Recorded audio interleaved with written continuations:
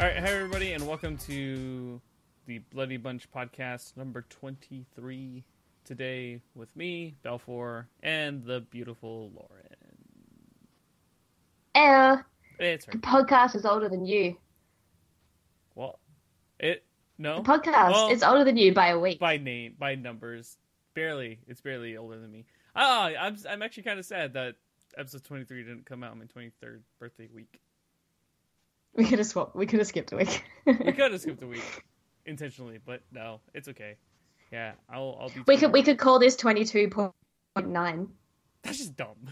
I don't want to be that podcast. Be like, fuck you. You guys are misnumbering shit. No, I'm excited because it's my birthday. I mean, everyone's excited for their birthday, but like, I'm not looking forward to anything on my birthday. If that makes sense. Like I'm looking forward to like the day, but That's so sad. But like, there's nothing really I'm looking forward to. I guess I don't know. Excuse me. We have a date that night. We do have a date. I'm excited about that, but that's not until like almost the end of. That's actually no. That's not. It's like the end of my birthday. Oh no, it's your Saturday. So yeah, it'd be my birthday night. It's not even your birthday where I am. Yeah. Yeah. But you're gonna stream because that's your stream night. Are you gonna do anything special on your stream? Probably not. Probably, but probably not. I honestly have no idea. I have a couple ideas, but I don't want to say them on her. I guess you'll have to find out on my birthday on my stream. Oh. Yeah, I honestly have no idea. And the link for that stream is... Insert URL. But yeah, no. It's a podcast. You have to say it. Twitch.com/Bluhdrain. No, Twitch.tv/Bluhdrain. Twitch.tv/Bluhdrain. Like on anything that I ever have. So what happened this past week with stuff? Oh, I watched this past week. Well, I was gonna say I watched Fast 8, and man, was that a movie? You did. That was a thing. It was such a thing that you had to write down your thoughts on how much of a thing I did. It was. As some of you already know, I enjoyed writing reviews about movies just because it's just fun to like hear someone's opinion about a film. So I started that up again on my review Tumblr, which you can actually check out the other reviews if you go to the website. There's now a section that says reviews, and you can check the movies that I have reviewed. And I kind of go over it in the post where it's like, this movie is definitely out there. It's a Fast and the Furious movie, and I just that's really what you need to say, isn't it? Yeah, like I mean, there's nothing else. Honestly, they shouldn't have made it, in my opinion. I feel like 7 was a good end. I say good end, but still 7 was a bad movie. It was just a good wrap up for the story, like the series. I felt like that was it. And yeah, I don't think I've watched any of them the whole way through. I think I watched the Tokyo Drift one, and I remember I left like partway through the movie, and I came back, and I still like I got the gist of what was going on, and I didn't need to. I don't care for Tokyo watch Drift. What I missed. Like Tokyo Drift is probably my least favorite out of all of them, which is saying something. I liked this one least. Like, wait, what? No, I fumbled my words. I liked this movie less than I liked Tokyo Drift. Ah. I liked elements of the movie, but like overall, just the movie, I was like, eh. There's a point in the movie where I was like, I don't want to be here. But yeah, so that was a thing. But a good movie that I watched was actually Kong Skull Island, which I will be posting the review for that tomorrow. So if you guys want to but if you guys want to read my thoughts on that movie, definitely check out the review page because it will be up tomorrow. So what if you could like describe your thoughts in a word? Because I really want to watch it, so it'd be good to know. In a word. I'll give you up to 3 if you really can't pick one. And don't say it was good. Mystery, monsters, assholes. Mayhem. I thought you were going for alliteration there, but yeah. No, but yeah, those are probably the three best terms that I can think of just because of certain characters in the movie. But there is... Just from that alone, it still sounds typical of a King Kong movie, which is fine because it has to follow a certain formula regardless. I will say, though, this is way better than Kong. The Matthew Broderick one. Wait, was he in that? No, am I thinking of the wrong one? The one with Adrian Brody. The one with Jack Black and Adrian Brody. I like this one way more than that movie. Oh, I was thinking Godzilla. Nope. But that being said, this is another monster movie. This is in the Godzilla universe, and not spoiling anything, but there is a post-credit scene that connects the two in a way. That shows the link the two. Yeah. Yes, that's cool. And that specific link is a important part for fans of Godzilla. There are things that are shown that will entice you to watch the next Godzilla movie. Because apparently that's cool. There's going to be a new Godzilla coming out in 2019, and then the movie that's been announced is King Kong vs. Godzilla is coming out in 2020. And that's going to be a sequel to Kong Skull Island.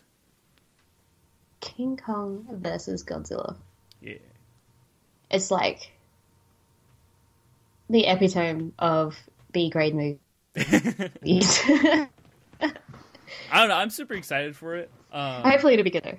I actually want to go back and watch Godzilla because I haven't watched Godzilla because a lot of my friends who I take their opinions well, they said that the movie wasn't that great and that Godzilla doesn't appear into the movie until like an hour and a half into it. So, but is it like the first one where it was hinted at but just never shown? I say the first one, like mainstream production of it. I'm not entirely sure. Again, I haven't seen the movie, so. Because I mean, that's not. It's like I don't mind that in monster movies because when you see a monster that's as tall as a building, it kind of loses its scariness.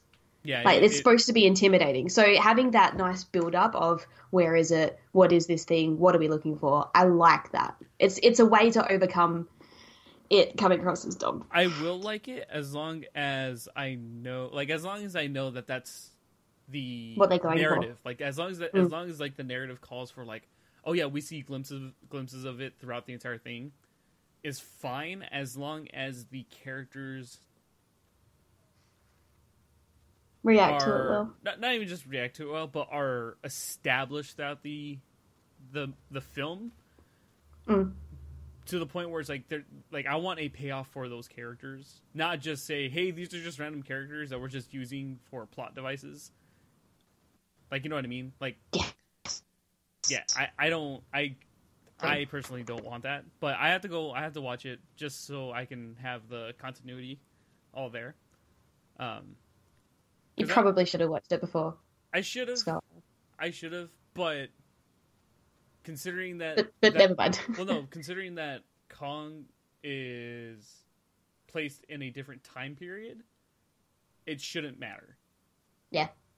And from the film itself, there's no connection other than, like, the very other than end. that post-credit scene. Yeah, there's no connection between the two. So, who knows, maybe if I go back and watch Godzilla, there might be something that I pick up from Kong where I'm like, oh, that makes sense. Or there might be little Easter eggs, little nuggets of things, you'll find them throughout the movie because because you'll probably be looking for them.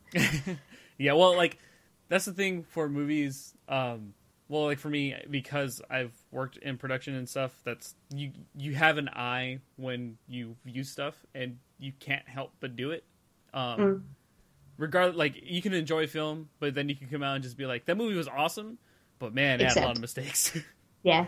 I'm the exact same when I just reading, to be honest, any form of text, whether it's a book, magazine, an online article, anything, I'll read through it and I'll absolutely take in what I'm reading. But afterwards I'll be like, yeah, they needed to do this and that and they fixed up this sentence and I don't like this structure of the paragraph at all. And yeah, you just do it. Yeah, it's habit. Like for instance, I really enjoyed the film, but man, there's a lot of shots where I was looking at it and I'm like, the reason why they did this was to save a lot of money. Because there's a lot of sequences where they either swipe the camera or they have stuff in front of the camera that makes it really fuzzy to see a certain thing, and you're like, all right, they're just covering up a lot of CGI right there.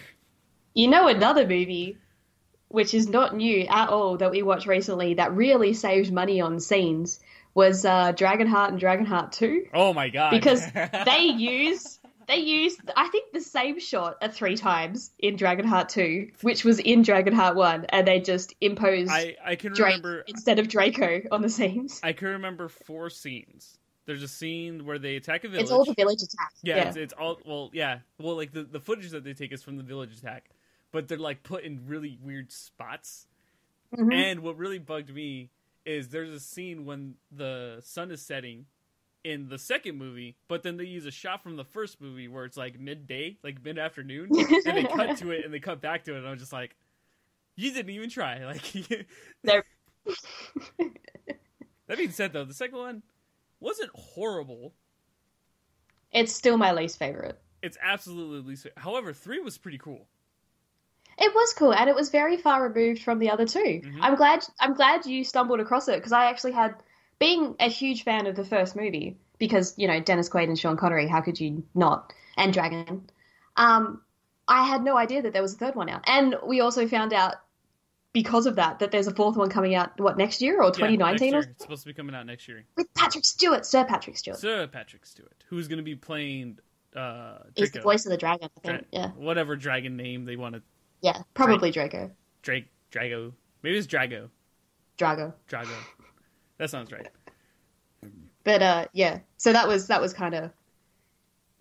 I mean, maybe because we had just watched the first movie, we could recognize those things easier. But it really stood out because we were watching it. I'm like, isn't that the same town? Isn't that the same scene? This is the same camera angle and everything. And obviously the second movie was made for TV. Like, it's very obvious. I highly doubt it came out of the movies. Yeah. I don't entirely know that the first one did. It probably did. I was too young when it came out to remember. The first one had to. The way that it was produced, like the way that it was produced and everything that was shot, it absolutely was made for. Dennis Quaid, I can see doing something that would go straight to DVD or video at that time because it was on video. But I don't think Sean Connery would be involved in something that would not be a bigger production. Yeah. I don't know. But, like, specifically just the way that they were shot, you can tell that they're very different. Because it was more cinematic. Dragonheart 2 had that really... And this drives me nuts with any type of, like, TV cinematography. It had that like, slow pan, like, one-shot movement where it's like, hey, this is the exterior shot. Let's go around the beam and go to the right to introduce the other characters. And I'm like, I hate that. I hate that so much. And I get it. It's different types of production, but it's like, it's just so tacky. Like, you can tell every time. You can see it. Yeah. Mm-hmm. But it was all right. The ending, it was all right. The ending, I was just like, what? Yeah. Just like the fight scene and everything. I'm like, probably could have. Yeah, the second one just it always fell flat to me. I mean, yeah. Plus, I think I watched it around the time when I was watching Malcolm in the Middle, because for those of you odd people who haven't seen Dragonheart 2 for whatever reason, you should know that the oldest brother in Malcolm in the Middle, the one that goes to the army, is the main character in Dragonheart 2. He's so little. He's so itty bitty. But I enjoyed his performance. Yeah, he played the sort of slapstick stable boy well. Yeah. But what other... I feel like... Did we watch any other medieval movie while you were here? I don't think so. I don't think so. We didn't actually watch a lot of movies. We played games more often. Played a lot of games, watched a lot of DC movies. Oh, we watched Forbidden Kingdom. Yeah, the Forbidden Kingdom. Is that right? I love that movie. It's so corny. It is, but it's like, it's good. Did we ever... I don't think we finished that movie. No, but I have seen it before. Okay. Yeah, because I think we only made like halfway through. I think I might have fallen asleep. You did fall asleep. That's why I was like, all right, but then like I fell asleep, and then you turned the movie off, and then I woke up, and I think we had dinner or something. I don't know. Yeah, it was one of those days. It was our lazy day. I think we spent all day watching movies that day. Actually, I'm pretty sure that was the day we watched 3 Dragonheart movies, and then watched that. But weren't we watching? I'm pretty sure we were watching the DC movies after that too. Oh, that was the other thing we did. No, not after that. That was before. We did a whole DC run. Yeah. We watched through everything that's on Netflix, I think.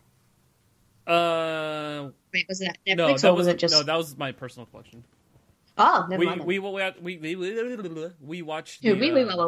watched the new DCAU, which starts with Justice League War, which is their new entire run of all of the DC animated stuff. So, unfortunately, I'm dumb and I made her watch 2 movies out of order. But and I got a little bit lost. Yeah. But besides that, but the problem was that they were the first 2 I watched, and then we started watching them in order. So it was like, wait, what? But I don't know. I really enjoy them. I really, really like the animated DC stuff. Speaking of which, Teen Titans: The Judas Contract came out, and holy shit, that movie's good. It's awesome. I forgot you watched that. Yeah. I did. I watched it the day it came out on digital because I was like, I need this in my life. Your boy was good? The only thing I didn't like about the movie is the fact that they used his new 52 skin because Nightwing looks ugly as fucking red. But I mean, was it really that bad, or was it just you being you for Nightwing? Because you're the biggest Nightwing fanboy that I haven't met, so I can't compare you to anyone else. But you have to be the biggest fanboy ever. I really enjoy the character. My problem is, the color for Nightwing is a big thing for his origin because he talks to Superman when he's dealing with crap with Bruce, and Superman tells him the story of Nightwing because he's a Kryptonian superhero, and the reason why originally the reason why he chose his outfit was in honor of the Kryptonian superhero, which is the reason why if you look at his original costume, it's all like flared up and has the yellow and blue and stuff. It's very Kryptonian, yes. Yeah, it's very not Dick Grayson. But even though I mean he's not a flashy guy. He's still he still pulls it off. He's cocky, but he's not. He's cocky, but not flashy. Yeah. So when they introduced his new costume, he wanted to keep the blue to symbolize, still the origins of the story. Yeah. Right. So when they came up with the background, when they came up with the New 52 shit, and they didn't even explain why he has red, I was super pissed. I was like, why are you changing his goddamn color? And it was only because without a proper explanation. Yeah, and it was only because they wanted to keep the color scheme theme in the Bat family. And I'm like, that's bullshit because you have Huntress who is purple. It's like, oh, fuck you guys. That's why I'm happy that Rebirth came and they fixed it, and my boy's back in his blue suit, and they actually put more blue on him. Saying that they want to keep to the color scheme and have red. So obviously, anyone who's not even a comic book fan knows that Batman is yellow and black. Black and yellow. Black and yellow, black and yellow. And so then, yes, you've got the purple, and then you've got red from, Red Robin, obviously. But they all come after Nightwing. I know, so technically, it's yellow and black and blue and black. Yeah. The other ones are not original. Exactly. Not original, but in comparison to. Exactly. Changing it for that reason isn't good enough. And that's kind of what bugged me, and that's the reason why I was upset. But the new Nightwing comics have been fantastic. If you're not keeping up, what's wrong with you? He's becoming a total badass and things. And right now, Damian is in Bluhdhaven with Dick trying to solve a problem, and their dynamic is great because Damian's like, Damian's being a little shit to him, but then there's a point where Damian's like, no, you're great, I love you, and it's like, I need you. Yeah. It's so good. Yeah, you showed me that, and having not known the story up to that point, my heart was like, oh, boys. It's good. I really enjoy it. It's a cool dynamic to see because I'm going to start going on a comic book rant now.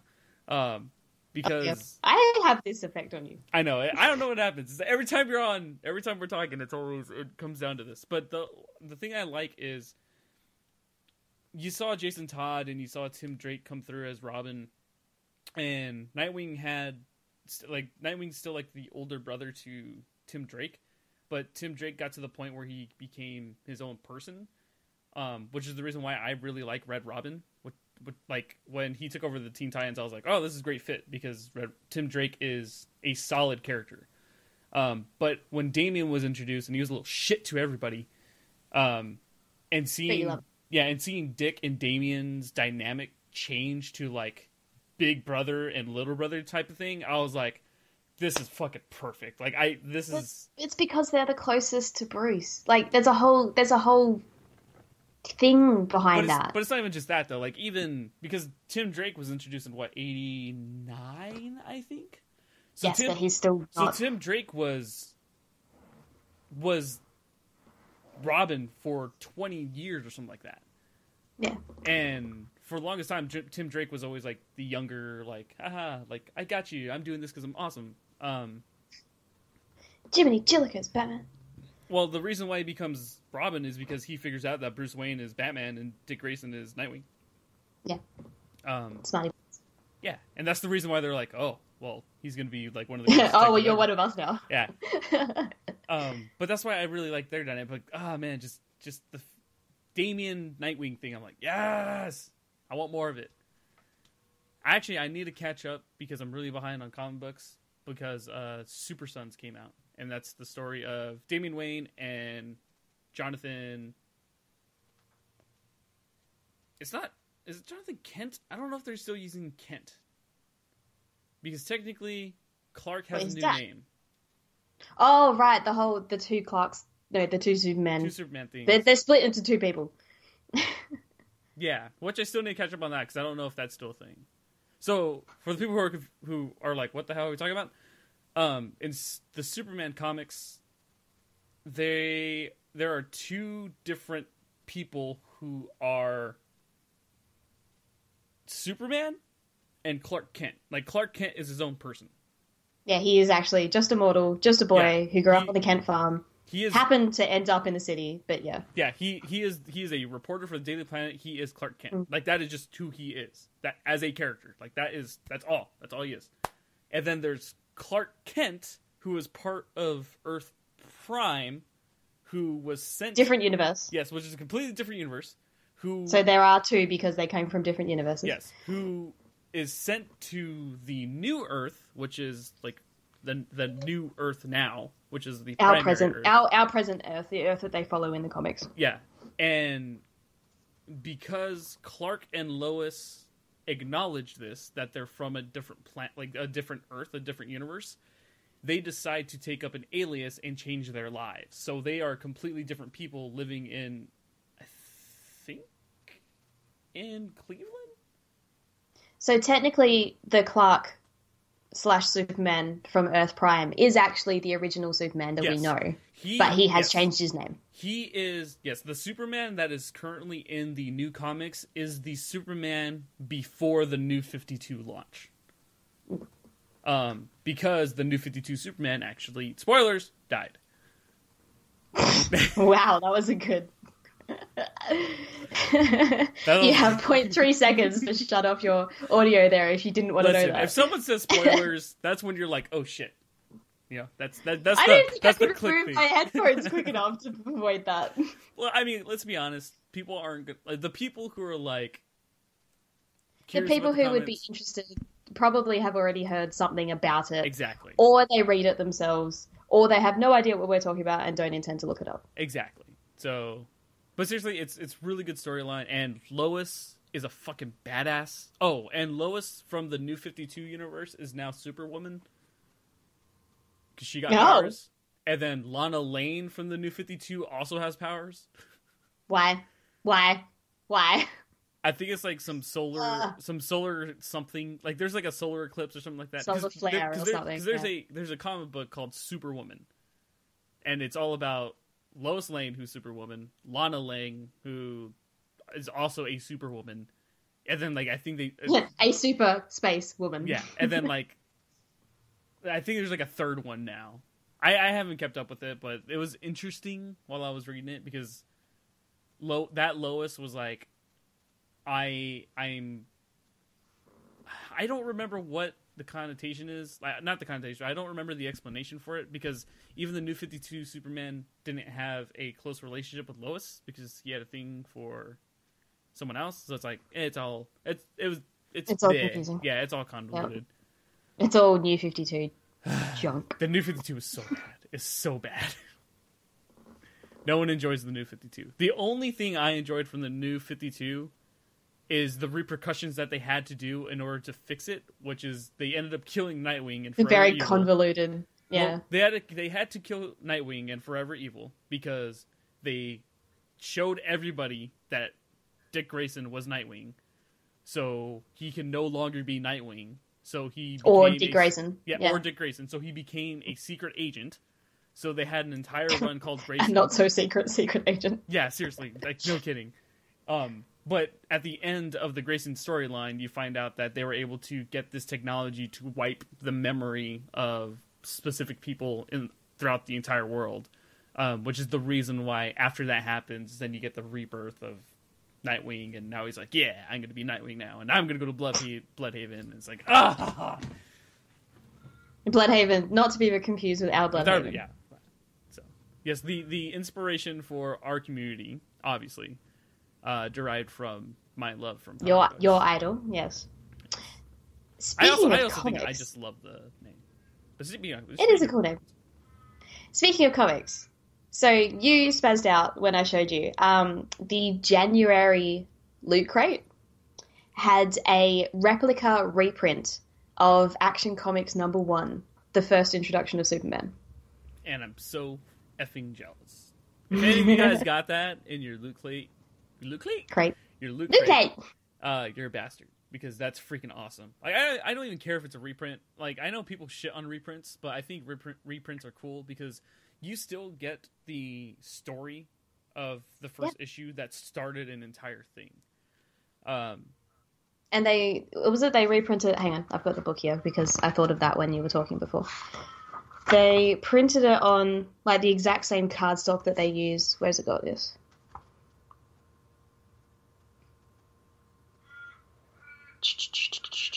On the original newsprint stock with the original ads throughout the comic. That's cool. Like it is a replica. Yeah, like that is. I don't have problem with replicas as long as it's like this is what it was. As long as no idiot tries to pass it off as the original. Yeah, like that's a completely different story. And rude. Yes, because there will be people that they will be hoodwinked into believing that. But yeah, Superman is a personal favorite of mine, so it makes me really like fangirly happy knowing that I have a copy of that of that introduction. Yeah, it's fucking awesome. Because I'd never be able to get one of like an actual copy of it. Because God, it'd be super expensive. Yeah, well, I mean, you could get a copy, but you wouldn't be able to get a good copy. And I would still be paying through the nose. Yeah, but I like the. So I wanted to watch Batman, the Lego movie. Oh, right, yes. But I didn't have time to. But the very beginning of it, like the very, very beginning of it, there is a voiceover. And you get to a logo that says DC. And my favorite part of that entire thing is Batman says, what does he say? He says, yeah, that's right. I'm the one that started this. And then he says something about Superman because Superman #1 is Action Comics, and when Batman first came out, Batman is Detective Comics, and for people who don't know, DC stands for Detective Comics. Yes. So that's why I think it's funny that little thing happened. I'm like, he started it up. Yeah. Very cool. I enjoy Batman. Batman's a lot of fun. I enjoyed Batman so much that my girlfriend lost me for like 2.5 days while I played through Batman Arkham Knight. I did. You were sending me updates. They have this. I love the design of their progression wheel because it's like funnily enough, the thing that I thought of when I saw it was in the, I want to say Pearl Pokemon game. Like that generation of Pokemon games. It might have actually been one before it. but where they introduce like having smart moves, cool moves, cute moves, and all that sort of thing. And I didn't even know that was the a thing. little, I know you probably wouldn't. And there's a web design, progression design, that shows how cool or smart or cute your Pokemon is overall with all their combined moves. And it reminded me of that. But you've done all but the Riddler missions, I believe. Yes, I powered through that entire game, and I have 100%ed every single mission, even the DLC missions. The only thing I need to do is get the Riddler trophies. And you said there was a reason for it, yeah? Yeah, so because there's not only is there an achievement for getting all of them, or like a certain amount, because that's another thing that Lauren and I are doing. We're doing an achievement hunt. Achievement hunters! Yes, we're doing an achievement hunt thing, which every month we're just trying to see who can get the most achievements. And if you guys are on Xbox, you're more than welcome to join us. Just send me a message on Facebook or any of the other stuff. That way you guys can... Or jump on the forums on the website and, grab our usernames, because we'd love to... Yeah, we'd love to include more people and have just have track this each little other run and, of us. Yeah, it's nothing like there's no reward or anything. It's just for fun. It's just fun. Yeah, it's just to see like everyone's progression with their gamer score. But yeah, no, the once you find all of the Riddler trophies and do the Riddler riddles. Because you pick up trophies, but you also have to like complete riddles throughout the entire game. Like you have to go through old areas, go through secret areas to find all these things. It's actually a big pain in the ass. Which is why you left it till last. Yes, which honestly I should have been doing throughout the game just to make it easier. But then if you miss something, you'd have to go back through all of it, or does it track each thing? No, I mean it kind of tracks it. Like I mean you get a tracker, but you don't know what you got. Like you just so you wouldn't be able to go back and go, oh, I'm missing the one in this area. You would just be like, not. I'm missing something. Yeah. So I actually it's better to go through it all at once. I have to look at a walkthrough because seriously, like there's I think there's like 275 things you have to do. Ouch. Yeah, that reminds me of the bloody feathers in Assassin's Creed. It's essentially the same thing. But so. In the game, there's a thing called Nightfall Protocol, and you can actually unlock it once you get like 20% done through all the extra stuff. But if you complete the Riddler trophies, one, you fight against Riddler, and two, if you do the Nightmare Protocol, you actually get an extended ending, which is considered the true ending. So I'm trying to get that because you also unlock an achievement for getting that. And I just want it so I could just be like, all right, I'm done with this. I'm done with this game. I don't want to touch it. 100%, no matter what, done with it. Yeah. Because right now I think I'm at like 97.2%. Because the last 3% are just all Riddler trophies. But it's a really fun game. And then, okay. Fun game. I was just gonna say now I have to go back and play Arkham Asylum and Arkham City and do the exact same thing for both of those games. Yeah, I'm looking forward to being able to do that myself now. But I've let you, I've infected you with the bug of completing games. You have, and it is very nice. So because I just recently got the Xbox One, like I say recently, but it's been like 2 months.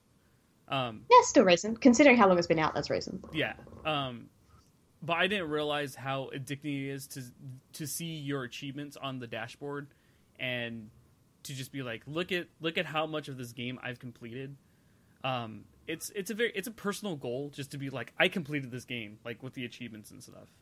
It's I don't know how to explain it. It's something very rewarding for yourself.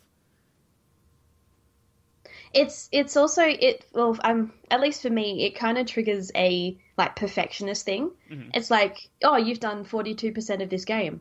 I can do more. I can do better. I can absolutely do this. Yeah.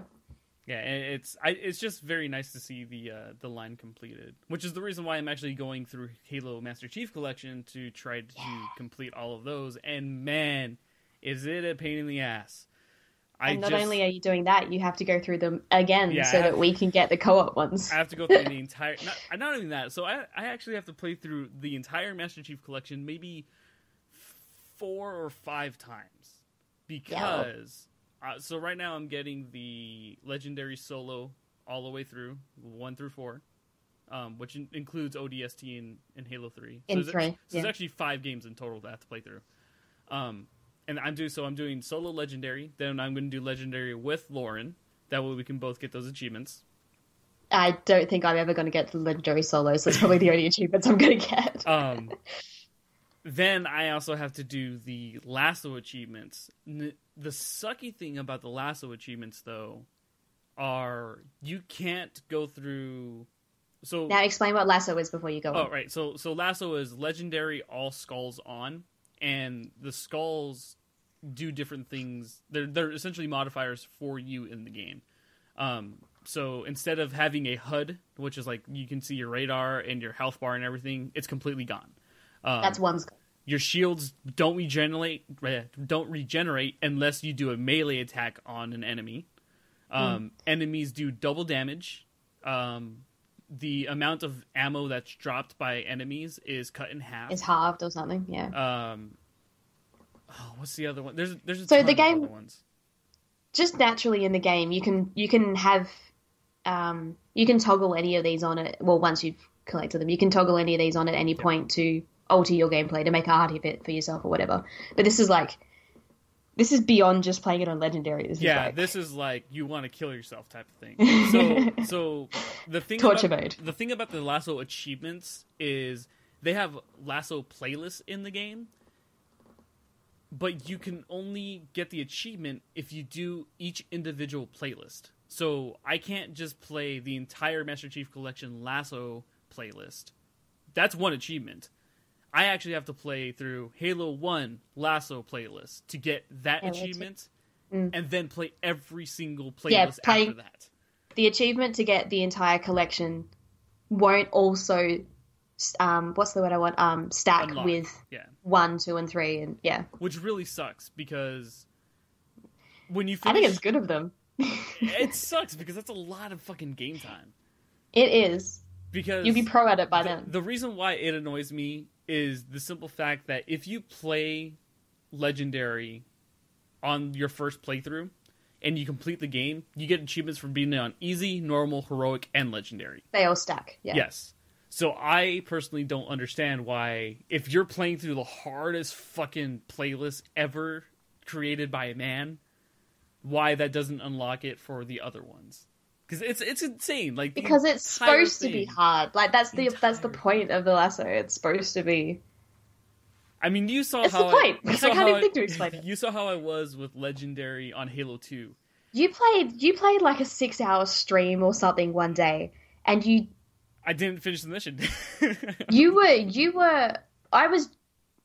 I feel like this is going to come across as me exaggerating. I was genuinely worried for your health, your mental health and your physical health. I was because dying.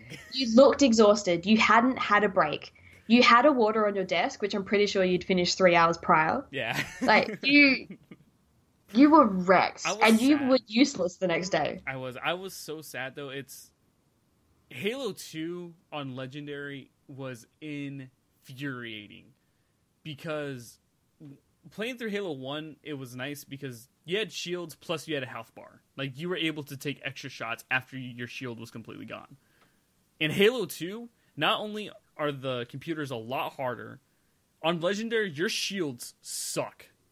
You take one shot you to your take 2 shield. hits or something, isn't it? Yeah, you take one shot to your shield and it's gone, and then one the shot, you're dead. Yeah. So, can you imagine how fucking difficult... I saw it. I watched it. I saw you... Actually, to be honest, when you're in that one room and you had all the waves coming through, I feel like you broke. I did. Are you talking about which one were you talking about? I don't know. The each wave of I don't know enough about Halo to be able to describe it for you. No, but describe it. This wasn't even near the end. This wasn't even near the end of it. I don't think this was just one particular level. And all you were hoping for was a checkpoint. Like, you weren't even finishing the stage. You just needed the checkpoint after that huge battle. But there was waves of increasingly harder enemies. And I remember there was... Can you name, like, say, maybe the top 3 enemies? Top 3 enemies in Halo 2 are probably the elites, which are, like, the taller ones that have a sword. Mm-hmm. Oh, I know which one you were talking about. Because you ran out of ammo, Yes. and all I remember was that you were double jumping the entire time because you'd already lost your shield, so you had one hit left. You were looking for any ammo to spawn, Yeah. and you were just jumping because they were on your ass the whole time, and that was either the last or the second last wave that you had to get through, and then you had to find the checkpoint. So that was the second to the last stage of the entire game, because oh my god. So Just thinking about it's giving you a headache. Yeah, it's God, it was so annoying. Because you have to go through like 10 different sections that all look the same, but every single section... Oh, that's why I thought it was waves. I thought you were in the same room the whole time. Every single section, it feels like it's the end of it. You're like, okay, cool, like, this is it, I can go around the corner, it's done. But you finish a section, and then you're like, cool, I'm expecting a checkpoint. But it doesn't happen, and then you're like, shit, I have to kill five more grunts. Or no, 5 more brutes. There was one... Well, I think when I joined, there was one part where... So what's the hardest enemy that you came up against in that section? In Halo 2, it's probably a brute. Okay, so I think I joined near the end. And because I think I was at work or I was doing something that morning at home, so I knew that you'd been streaming the whole time. But I came in, and you were just defeating one section. And you were already dead by that point. Like you were at the end of your tether. And then you did exactly that. You went around the corner, I don't know, into what turned out to be the next section, and then you had to fight the brutes. And you just you paused the game, and you got up, and you walked away for about 5 to 10 minutes because you couldn't mentally fathom doing all that again. Yeah, I'm like, are you fucking kidding me? Halo 2 is brutal. It's really brutal. But I'm looking forward to playing Halo 3. Is my favorite game in the entire series. I still think... I hear that a lot, so I think that's a common thought. Well, it just in general, Halo 3 has... And ODST is like the worst. Yeah, is what I've heard. I played through the first 3 missions already in ODST, and fuck, it's annoying. But Halo 3 just had in my opinion, had the best storyline. It had the best mechanics. Just the way you move, the way you shoot, the way you can do shit. The driving in Halo 3 was fantastic. The matchmaking in Halo 3 was amazing. It was just an overall really good game. And if I remember correctly, I think it was like one of the first 20 titles for the 360, if I remember correctly. So the game itself holds up really well in terms of like graphics and stuff. But I know I'm going to spend a lot of time in that game. I'm going to find everything in that game. It's going to be a lot of fun. I know I'm going to hate certain sections because just by memory, I remember there's certain spots where I'm like, fuck, this is going to be really hard. Let alone on Legendary. Yeah. So it'll be a lot of fun. But that's after I finish ODST. I'm playing through ODST first just because I know the game and it's not great. Plus, it's easier to get that over and done with before 3. It's the same idea as eating your veggies before the meat. Because if you get the veggies out of the way first, then you can have the yummy thing, and that can be the end of the meal. I'm offended because I love the vegetables, but that's a different thing. But yeah, no, I'm super excited for it. There's a lot of games that I'm trying to get through right now, and if you guys want to watch me play through the games, a good way to let me know is just to come in on our streams, because I am going to be streaming a lot of my Xbox playthroughs. Because I think it's cool to introduce people to games that they've never played before. So if you guys are just curious just to see some gameplay, then you guys can check it out. And just keep an eye on Twitter because he'll announce when. You have a sort of a semi set schedule for streaming at the moment, but otherwise, if you just jump on Twitter, it'll always be announced on there. Yeah, on Twitter and Facebook and all that junk. So if you guys, just follow me wherever, and there'll always be announcements for all the stuff that we do. So, not a big deal. But I think that is a good spot for us to end for this week's podcast. Hopefully next week we'll have Buddy and Kathy back, but who knows? Maybe they'll be gone. Maybe they have lives. Maybe we'll have someone new. Maybe there'll be someone probably else. Not. Who knows? We probably won't. But yeah, George. So George. George. But yeah, so thank you guys for listening to this episode of the podcast. If you guys haven't already, please subscribe to us on SoundCloud and on iTunes.